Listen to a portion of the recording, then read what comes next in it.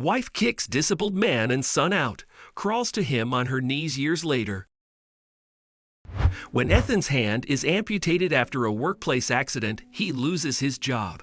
His wife kicks him out with his little son, underestimating how fate would make her beg for his help 2 years later. Ethan was a respectable man. He was 30, charming, and loyal to his late wife, Emily, who passed a year ago due to cancer. Nobody can take Emily's place. It would take a lifetime to find such a kind woman. He often thought and refused to find love again. One day, Ethan and his 2-year-old son Ryan were on their way home from the cemetery after commemorating Emily's first death anniversary when he met a strange woman. Miss, hey, are you okay? He ran to her rescue. One of her shoe heels got stuck in the gap of a storm grate. The woman was embarrassed and had to discard her damaged footwear. I'm all right, laughed the lady as she stood embarrassed without one shoe. Ethan felt sorry for the helpless woman and offered her a ride. During this time, he introduced himself and learned that Pamela, the woman, was divorced and had no children. Thanks for putting yourself out for me. That means a lot, she said, blushing as she got down in front of her house and slammed shut the car door. Ethan assumed that was all, and just as he was about to leave with his son, Pamela appeared near his window and gave him her contact details. Call me, she said, blushing. That fateful evening, Ethan had no idea where this would lead him. He and Pamela started meeting often. She loved cuddling with little Ryan and even helped babysit him when Ethan went to work. He was a lead carpenter in a private furniture company. Gradually, Ethan fell for Pamela. He felt she would not just make a perfect wife, but be the ideal stepmother to his little son. My son needs a mom, and I cannot find anyone better than Pam, he thought, and immediately proposed marriage to her a few months later. Unsurprisingly, she agreed.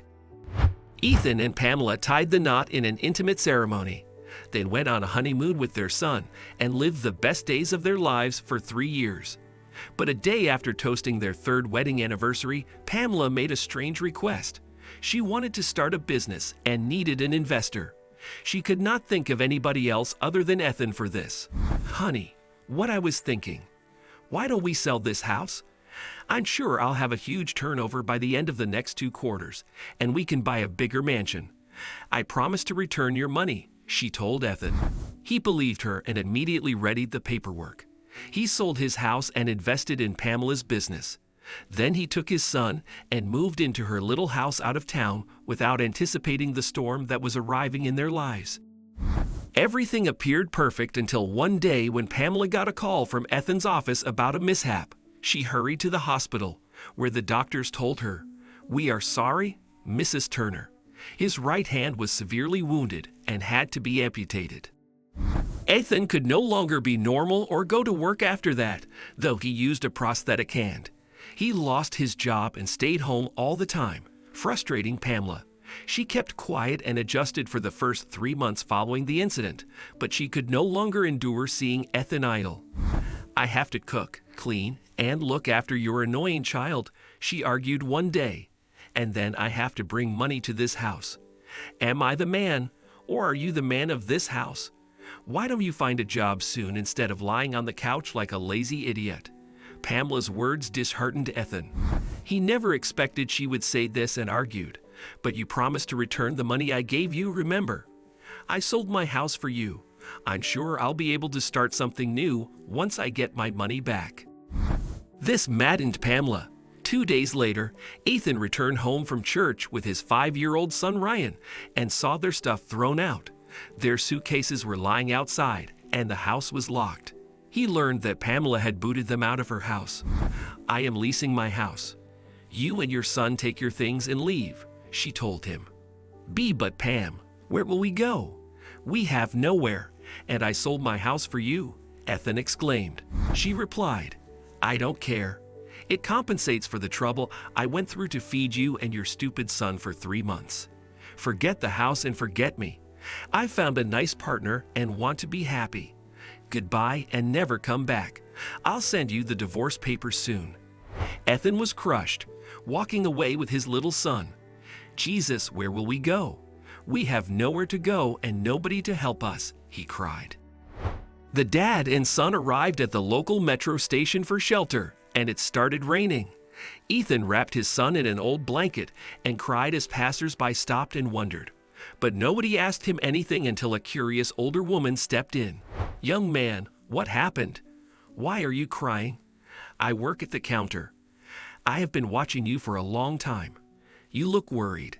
Is everything all right?" she asked him. She took him to her room and gave him and Ryan a warm drink. Comforted by her kindness, Ethan told the woman, Doris, everything about him. "It was not my fault. I lost my ability to work after the accident. I feel like a loser. I don't know how I'm going to raise my son," he sobbed. Doris wiped his tears and said a few kind words that lightened his heart and motivated him never to give up. "Son, true talent does not rely on one's hands or legs to be successful.